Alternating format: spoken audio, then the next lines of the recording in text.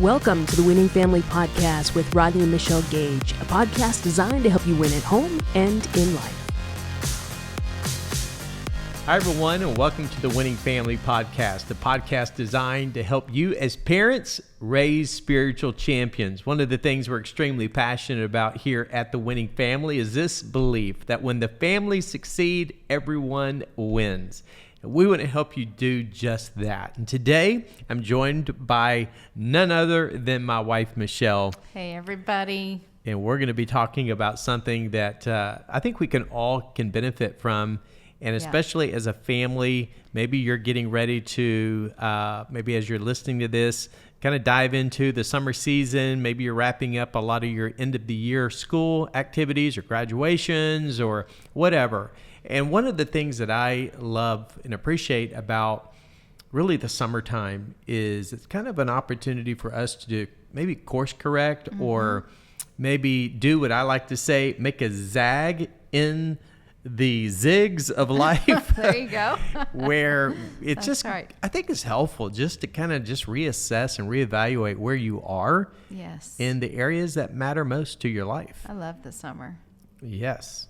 We get to rock the suntans and the kids, we always looked forward to the summer. I remember as they were younger, we would, the very last day of school, we'd have it all planned out and we would pick them up from school on the school line and we'd take off for our summer vacation and just looked forward to it so much. And there's so much time, usually you take a little time off if you are full-time working in the workforce to spend a little bit of time with your family in the summer, and you get a little bit more time to just think about maybe how you need to course correct where you're at.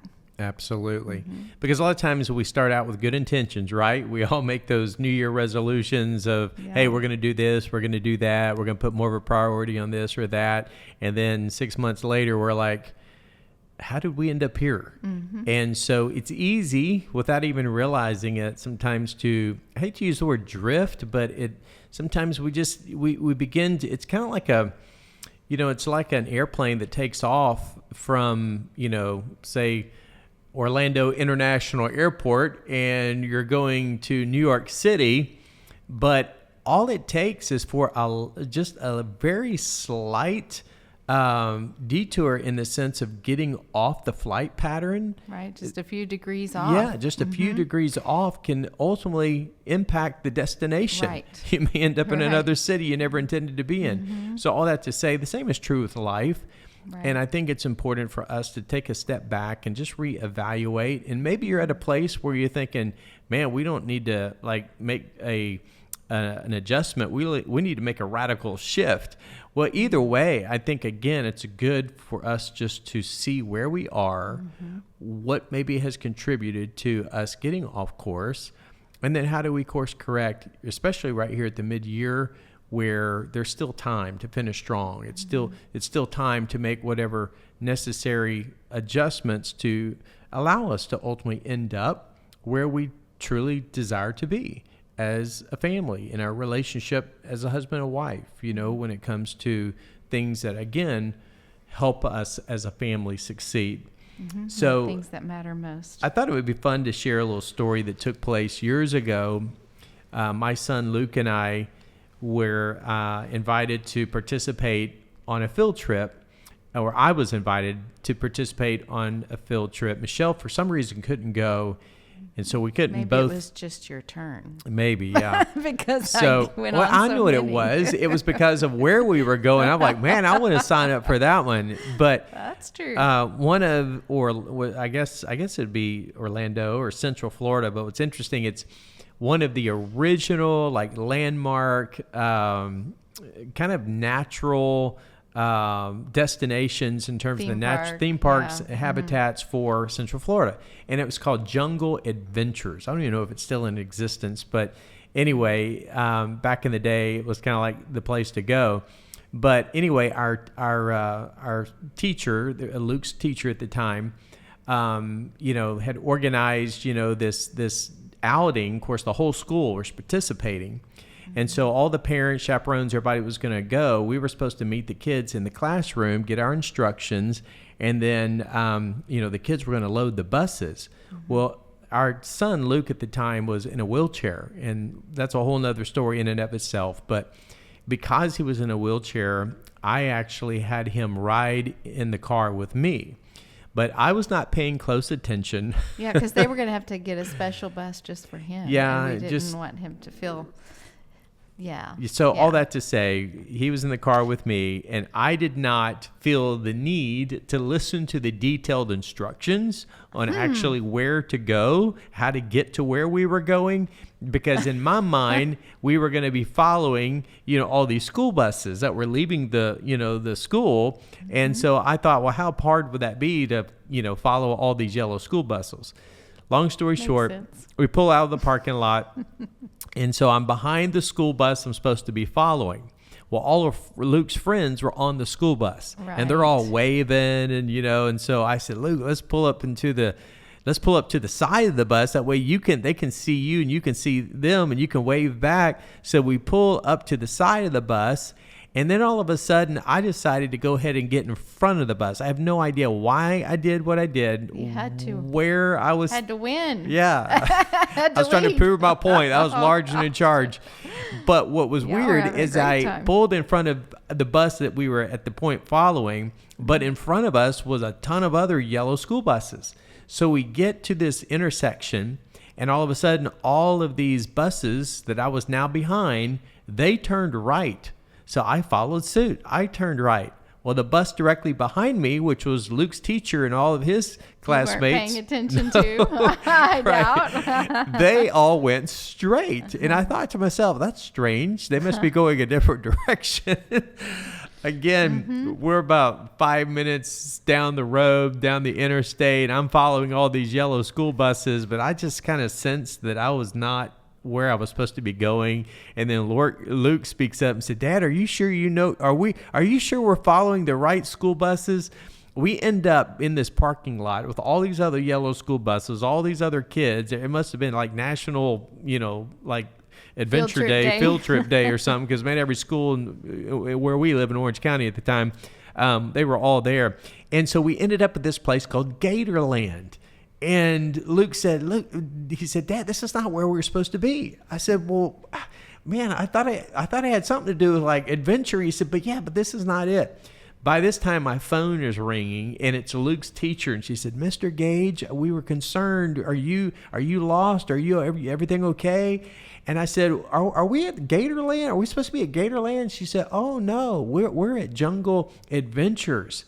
And I'm thinking, oh, my goodness. How far Sure away enough, was it was that? like 45 minutes the opposite direction. Therefore, So, Mom should always take the children on the man, you field talk trip. about humiliation, I'm embarrassment. Of course, Luke, he was all I'm disappointed. So we You finally, guys had a great time. we finally showed up at Jungle Adventures. Of course, by the time we got there, were already about 3/4 finished. And anyway, so I learned a big, valuable lesson on that day. And the lesson is this. There's an old saying goes like this. In fact, we say it a lot. When it comes to direction, everybody ends up somewhere, but few end up somewhere on purpose. And if you're not following your original plan and purposes for your life, for your marriage, for your family, well, you could end up somewhere that you never thought you would be. In other words, if you're not following the right bus, you could end up somewhere else. And that's kind of what happened to us. And I think that's what happens to a lot of families. And again, we find ourselves in a place and we're thinking, how did we get here financially? How did we get here with all the fussing and the fighting and the arguing that we have in our home? How did we get here with being maybe, at odds with where we stand on certain beliefs or values in our home? And so I think it's important for us sometimes to dial it back in and reinforce some things of why certain things are important, and ultimately why we ended up maybe at the place we are in. So how do we make those adjustments? And I kind of like almost like not so much a bell curve, but it's almost like, you're going a certain direction, But at the same time, it's not too late. You haven't necessarily completed, the course, if you will. So therefore, there's still time to make an adjustment. I call it a zag. Specifically, it's known in corporate world as a vision zag. In other words, we can kind of see the trend, we can see the trajectory that we're on, and if it's not where we're intending to go, then we can make a zag. We can make a slight adjustment, a course correction to get us back into place where we ultimately need to be, or where we really should be. Right. And so with that, here's just a few things I think will be helpful. Number one is this. Let me just encourage you to redirect. It's kind of like a redirection. Redirect your purpose. I think this is so important to understand, number one, why you exist as a family. In other words, what's your greater purpose as a family? What are you trying to accomplish? Who are you trying to become? As a married couple, who are we trying to become? What's the ultimate goal? What's the end game for the kind of life we want to live? Right. The way we want to raise our children, the relationship we want to have, how we want to make a difference in our world.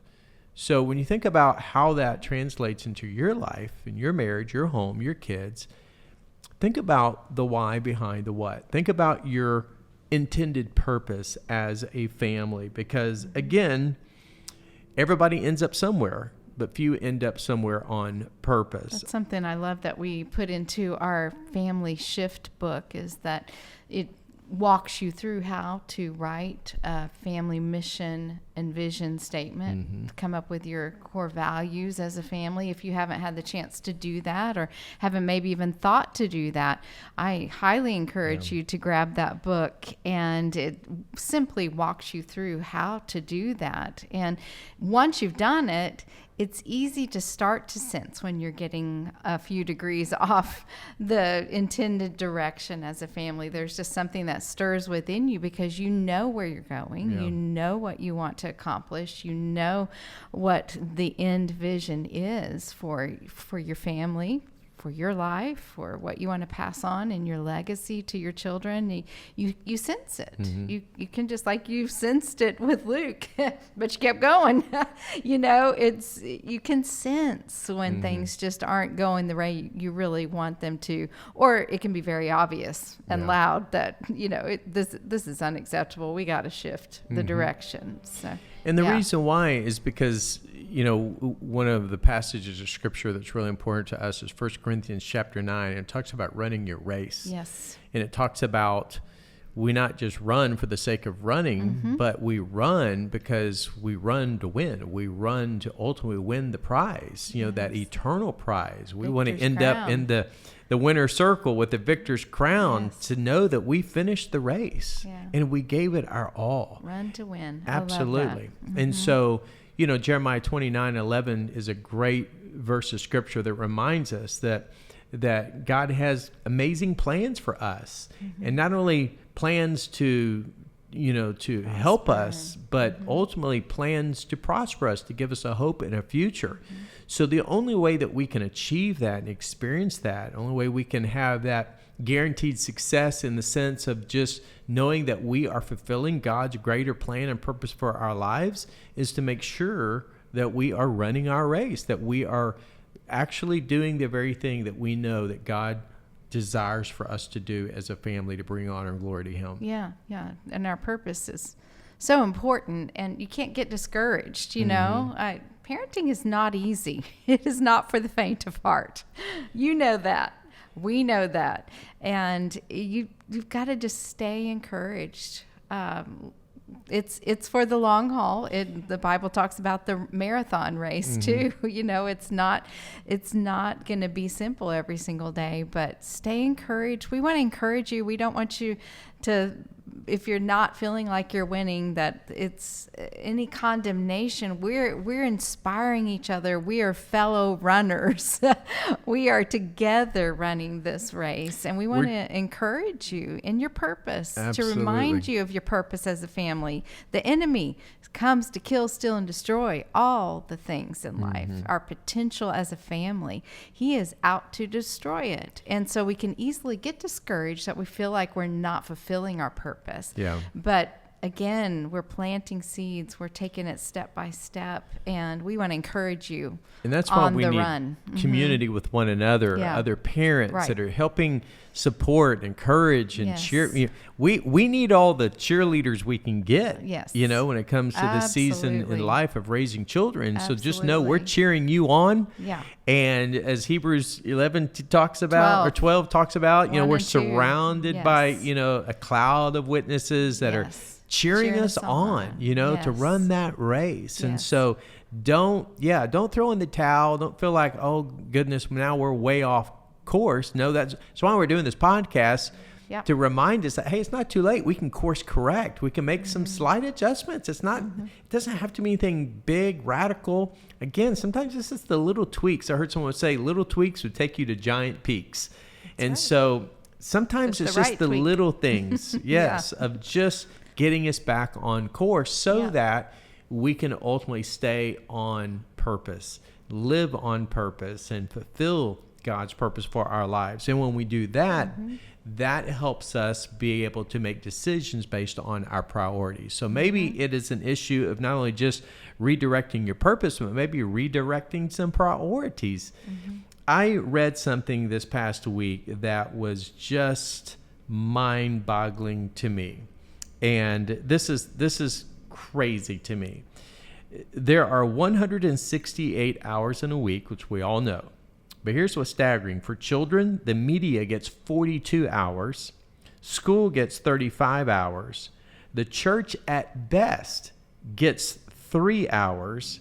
And to put it another way, children will be in school 60 times as much as in church, even if they even attend church. So according to Time Magazine cover, this is actually a cover story. Listen to this, kids sports. Okay, now this is a reality check here. This is mind-boggling. This is Time Magazine cover story. Kids sports is a $15.3 billion with a B industry. It has doubled in the last 10 years. Listen, between league fees, camps, equipment, training, travel, families are spending as much as 10% of their total income on sports, according to Utah State University. And according to LendingTree, 42% of families are going into debt to pay for those activities. Now, you're maybe thinking to yourself, oh my goodness, that's where we are. We are like up to our eyeballs with, lacrosse and volleyball and baseball and cheerleading and this and that. And it's hard. When you have multiple children, it is crazy how difficult it can be. And not only that, something that you think is actually going to pull you together as a family actually sometimes ends up pulling you apart, because when you got multiple kids, they're all having to be at 3 different places at one time. It's like 2 ships passing in the night sometimes as a family, because, one's got to be on this side of town for, a lacrosse game, and the other one's got, cheerleading practice on the other side of town. Yeah, it's reality of our world for sure. Yeah, and so you're being pulled in all these different directions. And here's the question that I have, and it's a question we have to ask ourselves as we're thinking about this whole course correction, and that is, when it comes to our priorities, or the things that we say are priorities, we compare our commitments, the things that we're obligated to, compared to what it is that we say is important. The big question is there a gap between those two? And what is competing? What is maybe causing us to drift, or to, end up being in an area of our life with time, with money, with, all that it entails, And the ultimate question I have is this, and it's something we had to ask ourselves, and that is, for who and for what? Mm-hmm. Because studies even go on to say, which is crazy, is that according to studies, the sobering reality is 2% of high school students will only 2% will actually receive athletic scholarships. So, and seems even high. And the percentage is even true, lower when it comes to actually making it into the professional field. There's like 0.0, whatever. Right. So all that to say, we know that sports has its place. Yes. So we know that team play has a great impact on teaching our children. So there's a lot of good things that come from all that. Right. But again, if a good thing can become a bad thing if it keeps you from the best thing. Mm-hmm. So our encouragement to you as a family is this. If sports are consuming a big chunk of our time, if our kids are being exposed to school, 60 times as much as they are being, exposed to what they're hearing maybe at church, then who is ultimately teaching our kids and how to win in the game of life? Mm-hmm. Who is imparting to our children the truths spiritually and morally that are going to be those foundational building blocks that's going to help them ultimately succeed? Because at the end of the day, we can get a trophy, or we can get, the little medal at the end of the, season, and now everybody gets a trophy if you go 0-10. But it's crazy. That's a whole other podcast. Let's do that one. So are we putting all of this focus and energy and time and money into the temporal things, or are we investing into the eternal things? Right. And again, there's nothing wrong. I think it's just coming down to an issue of balance and how much is enough. Right. And priorities are things that we decide prior to. So our calendar, we get the choice. As parents, we are in charge of our home. Mm-hmm. So some of our mentors, when we were young parents, talked about, are you a parent-centric, God-centric home, or are you a child-centric home? Mm-hmm. Is everything built and circling around the children, or is it around your marriage and what God desires for you and your family? We have the choice. Our kids are not in control. Sometimes it feels that way. Sometimes our culture feels like they're in control, or whatever's being pushed, whether it's sports or whatever it might be, to consume our time. We get the choice. Mm-hmm. And that may cost, for our child not to be able to play on a certain team, but they can play on another team if it doesn't fit into what is important to our family. We just want to tell you guys and encourage you. You get the choice. You only have your children for a certain amount of years, a certain amount of summers, a certain amount of time. 18. And that's it. Yep. And then they move on. So you choose how you're going to spend your time. And we get to do that prior. Yep. We get to make the choice prior. Or we would encourage you to make the choice prior. Fill the calendar prior with the most important things, and then fill in around. But I just want to remind you, we want to remind you that you have the choice. Mm-hmm. We don't have to go with the flow of our culture, what the culture says is important, and the realities of the scholarships and all of those things. It's very real. So what are we teaching our kids in the game of life? That's the most important thing. So we get to choose the zig and the zag. We get to zag maybe, during this season. What are some things that you're thinking about, that you're processing, and you keep pushing it back in your mind? It'll be okay. We'll get it done. I can do it all.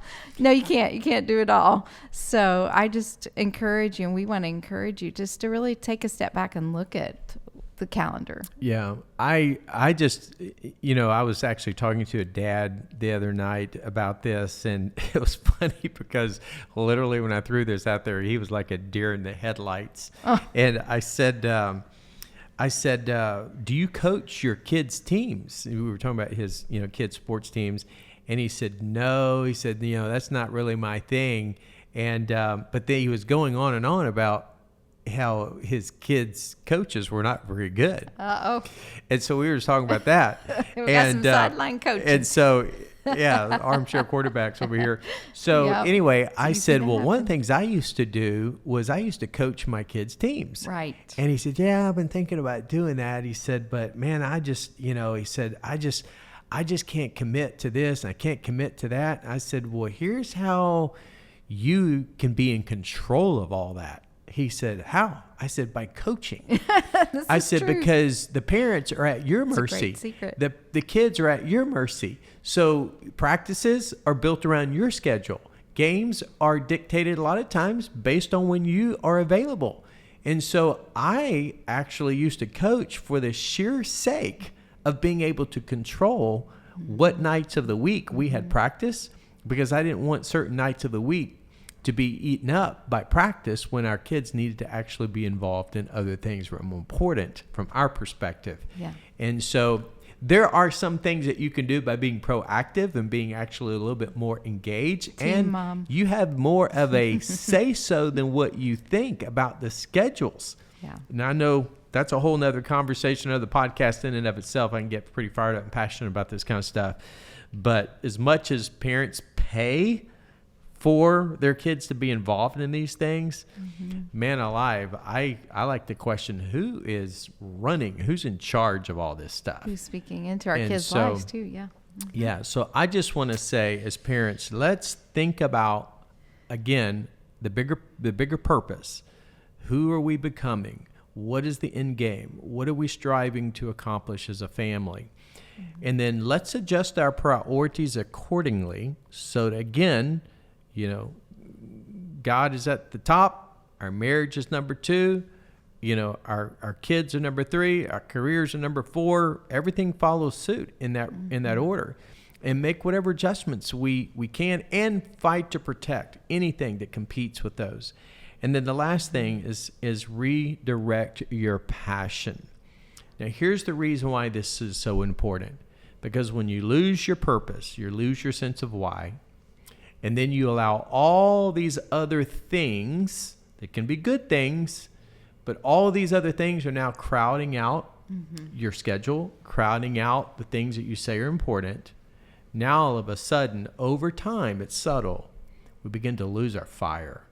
We begin to lose our passion, maybe for the Lord. Maybe we're not quite as on fire for God as a family as we used to be.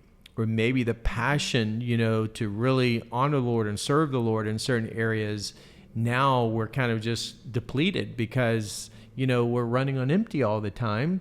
And therefore, the passion for life, the passion for God, the passion for His Word, the passion for church, the passion for the things that matter. Passion for the relationship with your husband or your wife, and for your children. You can get so burnt out, so you lose what's most important. Yeah, I just think these are some course corrections that we can make.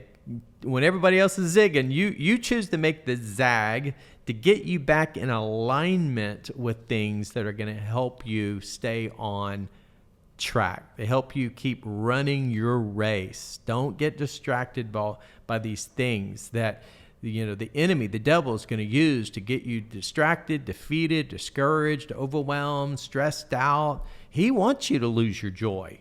That's his goal. But Jesus said, I have come that you may have life and experience it to the full.